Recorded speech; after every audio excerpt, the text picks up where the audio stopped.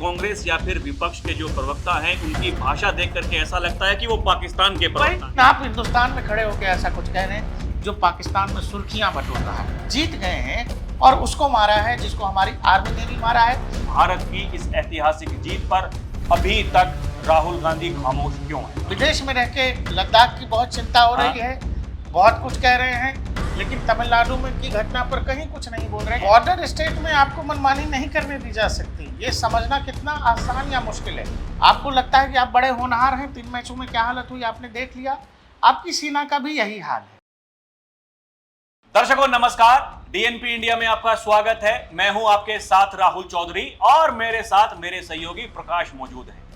बात करेंगे नेता विपक्ष राहुल गांधी जी की, जो इस समय विदेशी दौरे पर हैं और उनके दौरे को लेकर बहुत सारी बातें की जा रही हैं।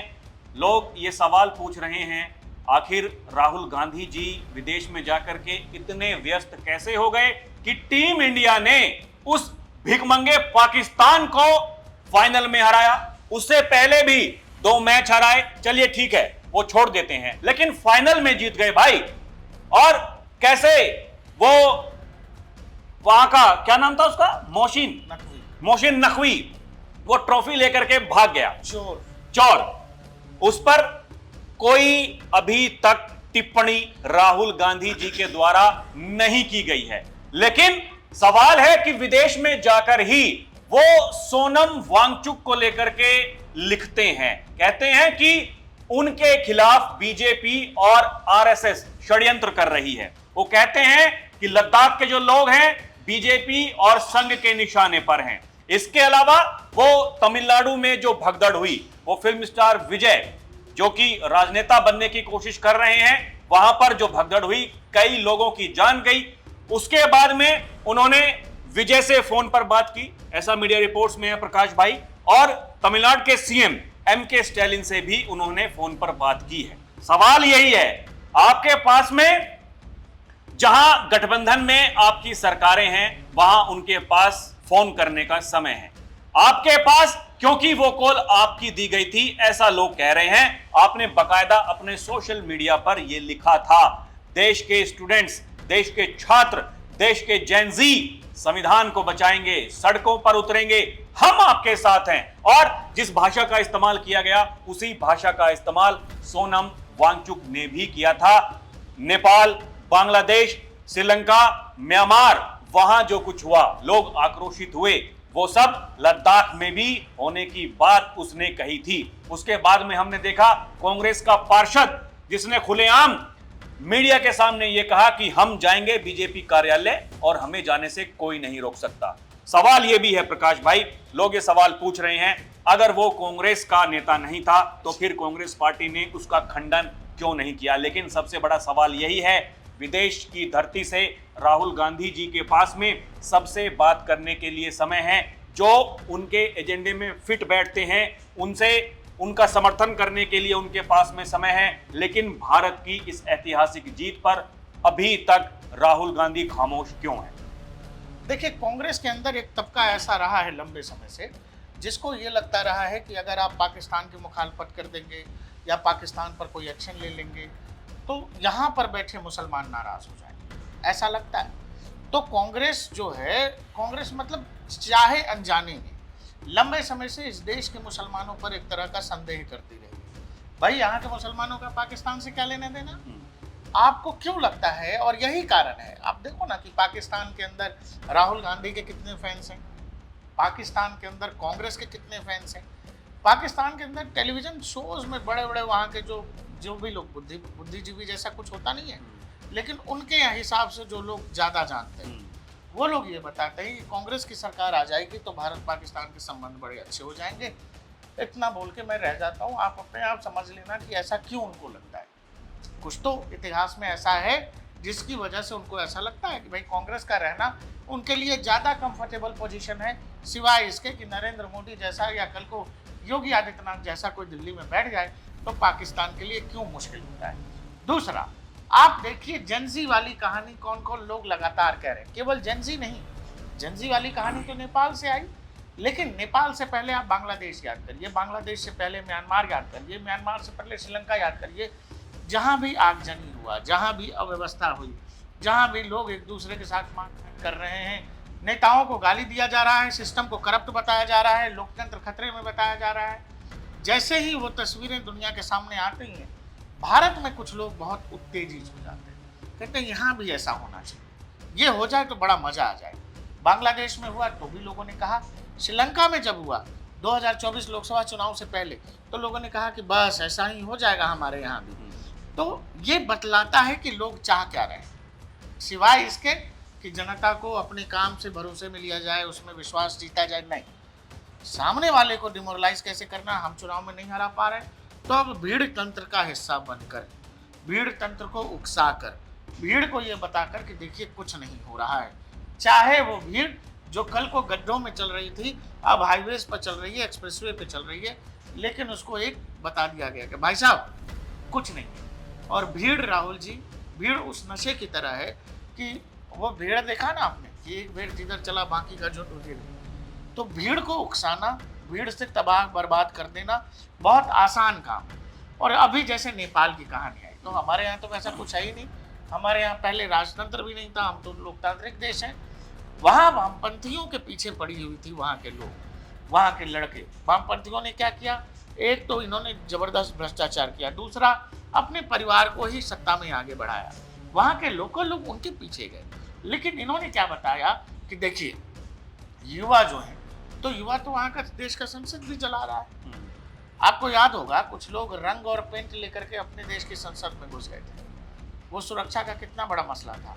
लेकिन जब वो लोग बाहर निकले तो उन्होंने कहा कि हम बहुत परेशान हैं, देश में युवाओं की आवाज़ नहीं सुनी जा रही है। यही वो लोग ये कहने लगे कि देश का युवा बहुत परेशान है, जबकि सुरक्षा का कितना बड़ा मसला था। वो देश की संसद में जो देखा आपने, धुएं जैसा कुछ उड़ा था। कहने का मतलब यह है दोस्त कि आप हर हाल में आप ऑपोजिशन के लोगों को देखो, उनकी बात देखो, मौका चाहे कोविड का हो, मौका चाहे भारत पाकिस्तान संबंधों का हो, मौका जिस भी तरह का हो, जिस समय किसी भी जिम्मेवार व्यक्ति को देश के साथ खड़ा होना चाहिए। पहलगाम का हमला हुआ, किसके साथ आपको लगता है कि देश को रहना चाहिए? इंडियन आर्मी के साथ, भारत के साथ। आप जो बोलते हैं, आप जो कह रहे हैं, क्या आपको ये अंदाजा नहीं लगता है कि हम इस बात से राहुल जी के साथ हैं कि राहुल जी के खिलाफ हैं? इतना सेंस तो हर किसी में होता है।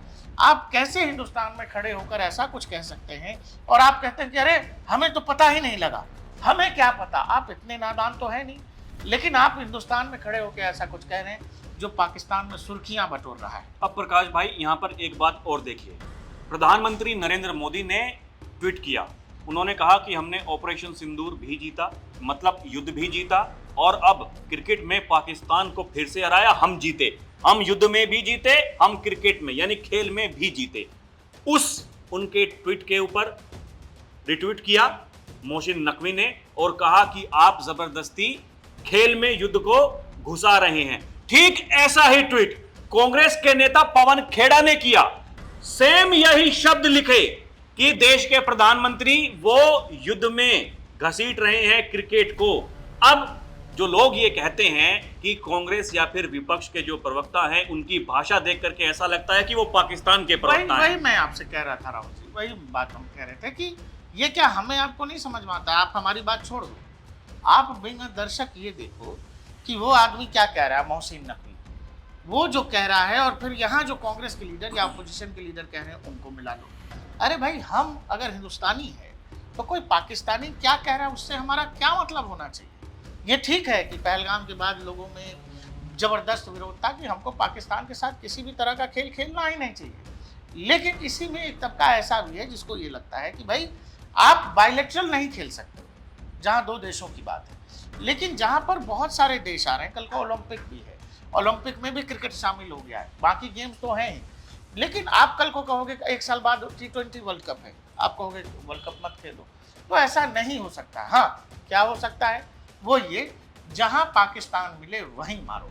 लेकिन हाँ, ये ठीक है कि देश में बड़ा तबका है जो नहीं खेलने को कह रहा था, लेकिन जब खेल ही गए और जीत गए तो हमको किसके साथ होना चाहिए?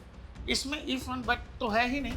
अरे भाई, सेना अपना काम कर रही है, सेना का अपना काम अलग है और सेना से ऊपर कुछ नहीं होता है, लेकिन जिन लड़कों ने किसके लिए लड़ा? आप तिलक वर्मा का इमोशन देखिए और मैच जीतने के बाद वो क्या कह रहा है। भाई हर आदमी, हर देशभक्त आदमी, हम नौकरी करते हुए क्या हमारे जो देश के प्रति जिम्मेवारी है उसका निर्वहन नहीं कर सकते? एक बात देखिए ना प्रकाश भाई, सूर्य कुमार यादव जो कप्तान है, उन्होंने क्या कहा? उन्होंने कहा क्योंकि देश के प्रधानमंत्री वो फ्रंट फुट पर रह करके बैटिंग करते हैं और ये हमें प्रेरित करता है कुछ अच्छा करने के लिए। इस पूरी सीरीज में पाकिस्तान के साथ में 3 मैच खेले गए, एक भी मैच में हाथ नहीं मिलाया, एक भी मैच के बाद में वो मतलब होता है ना कि मानवता के लिए ठीक है भाई, दोनों आमने सामने आते हैं, बात कर लेते हैं, एक भी दृश्य ऐसा देखने को नहीं मिला। लेकिन उस तरफ से जो देखने को मिल रहा था, पाकिस्तान के जो खिलाड़ी हैं जिस तरह के वो इशारे कर रहे थे, क्योंकि वो मंदबुद्धि हैं, उनको कुछ नहीं पता। भाई आप ये समझो, आप पाकिस्तानी जिस लेवल के क्रिकेटर हैं, आपको लगता है कि आप बड़े होनहार हैं। 3 मैचों में क्या हालत हुई आपने देख लिया। आपकी सेना का भी यही हाल है, आप लोग बकलोली ज्यादा करते हो। अबे तेरा काम है टेपिए बॉल डालना, हारिस राव तो बॉल नहीं डाल के यूं यूं यूं यूं कर रहा है, इस वजह से उसको और मार पड़ी है। अब सवाल ये है कि हमारी सेना ने जो किया, हमारे लड़कों ने जो किया, लड़के हमारे हैं, किसी दूसरे के तो है नहीं। ये ठीक है, इन हाउस डिबेट है हमारे यहाँ कि क्या हमको पाकिस्तान के साथ खेलना चाहिए, नहीं खेलना चाहिए, लेकिन हम जीत गए हैं और उसको मारा है जिसको हमारी आर्मी ने भी मारा है। तो ये तो है कि जहाँ पाकिस्तान मिले वहाँ मारो, और जब ये हुआ है तो इसको सेलिब्रेट क्यों ना करें और इस पर लोग खुश क्यों ना हो? पूरा देश इस बात से खुश है। लोगों की ये आपत्ति भी है राहुल जी की भाई पहलगाम भूल गए और क्रिकेट, ये है नहीं, ये है आपत्ति है, ये अलग डिबेट है। लेकिन राहुल गांधी और कांग्रेस पार्टी जो लाइन ले रही है, क्या इस देश में जो लोग क्रिकेट का विरोध कर रहे हैं उन्होंने ये लाइन ली है जो पवन खेड़ा लिख रहे हैं? अरे हमारे घर की लड़ाई है, हम लोग आपस में डिबेट कर लेंगे, लेकिन दुश्मन की बात में हाँ मिला रहे हो। इस बात पर कांग्रेस को सोचना चाहिए। और ये कोई आज की बात नहीं है, ये कोई आज की बात नहीं है। कांग्रेसी नेता लंबे समय से पाकिस्तान जाते रहे, उन्होंने कहा कि लाहौर जैसा कुछ है ही नहीं, कराची जैसा कुछ होता ही नहीं है, इस्लामाबाद जैसा भारत में कुछ है ही नहीं। और ये सब वहाँ खाना खा के आते हैं, कहते हैं बाप रे बाप पाकिस्तानी कुजीन जैसा कुछ होता ही नहीं है। अब इस पूरे वाकये में देखिए, तमिलनाडु में भीड़ में लोग मरते हैं, 8 बच्चे मर जाते हैं। आज तक राहुल गांधी उत्तर प्रदेश में होते तो इस्तीफा और जाने क्या क्या हो जाता। महाकुंभ की घटना याद करिए, इन लोगों ने कितने करीने से, कितने तरीके से तमिलनाडु की उस घटना को दबा दिया राहुल जी। और कहीं कोई बात नहीं, कहीं कोई डिबेट नहीं, लेकिन विदेश में रह के उनको सोनम वांगचुक की बहुत चिंता हो रही है। सोनम वांगचुक मरे नहीं है, जिंदा है। सिक्योरिटी एजेंसीज ने उठाया है, पूछताछ हो रही होगी और अंदर भी अच्छे से ही होंगे। नहीं, उठाया भी है तो उसके पीछे कारण है ना भाई साहब, कुछ तो पुलिस को सबूत मिले होंगे और मिल रहे हैं। बहुत सारी बातें ऐसी हैं। अब भैया उनका जो एनजीओ था, आप मुझे बताइए किससे आप फंड ले रहे हैं, उस फंड का आप क्या कर रहे हैं? इस बात की जांच होनी चाहिए कि नहीं होनी चाहिए। ठीक है, बहुत सारे एनजीओज होते हैं, बहुत सारे काम लोग करते हैं, लेकिन सवाल ये है कि उस पैसे का आप देश हित में इस्तेमाल कर रहे हैं या फिर देश विरोधी एजेंडे चलाकर आप उसका इस्तेमाल कर रहे हैं। बॉर्डर स्टेट में आपको मनमानी नहीं करने दी जा सकती, ये समझना कितना आसान या मुश्किल है।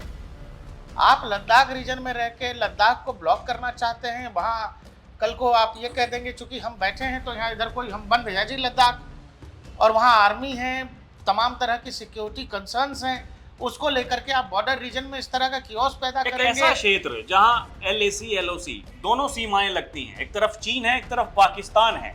आप देखिए ना पश्चिम बंगाल में क्या हो रहा है। ये एक सीधा सा सवाल है, पश्चिम बंगाल में ममता बनर्जी या उनकी सरकार वो क्यों नहीं चाहती है कि SIR हो? इसके अलावा पश्चिम बंगाल में आपने देखा होगा चुनाव के दौरान भी जब केंद्रीय बल गृह मंत्रालय के जो अंडर में है, जब उनको भेजा जाता है वहां पर किस चीज के लिए? सिक्योरिटी देने के लिए, वहां की सरकार मना कर देती है। क्यों मना करती है? क्या कारण है? ठीक ऐसे ही आप लद्दाख को लीजिए, वो यूटी है और उसको अगर यूनाइटेड टेरिटरी बनाया तो इन्हीं के कहने पर बनाया, इन्हीं लोगों की मांग थी। और जो वादे हैं उस पर कभी सरकार ने नहीं कहा कि हम नहीं। 6 अक्टूबर को सरकार ने बुलाया था उनको बातचीत करने के लिए, बात होने वाली थी। आपकी क्या मांगे हैं, आपको क्या चाहिए? आपको अगर 6ठी अनुसूची में जाना है उसके लिए भी बातचीत होनी तय थी, लेकिन आप देखिए ना उससे पहले बवंडर कर दिया गया। ये भी है ना कि आप हमारी बात नहीं मानेंगे तो हम आग लगा दें। हम लोगों को यहाँ एक सबसे बड़ा सवाल तो ये है ना प्रकाश भाई, अरे आप इंतजार तो करते, आपकी मीटिंग, आपकी बैठक होने वाली है सरकार के साथ में, आपके जो प्रतिनिधि हैं उनके साथ में आपको जाना है, सरकार से मिलना है। इसका मतलब तो ये है, आपको ये लग रहा था सरकार के साथ मिलकर के आपकी बातें बन जाएंगी, जो मांगे आपकी हैं उनमें से कुछ को मान लिया जाएगा, तो फिर आपका ये नैरेटिव ये फेल साबित हो जाएगा। और विदेश में रह के लद्दाख की बहुत चिंता हो रही है, बहुत कुछ कह रहे हैं, लेकिन तमिलनाडु में की घटना पर कहीं कुछ नहीं बोल रहे। क्यों नहीं बोल रहे? क्योंकि वहां पर घटक दल की सरकार है। इन राजनेताओं के लिए मौत आम आदमी, हम आप जैसे लोग नंबर हैं।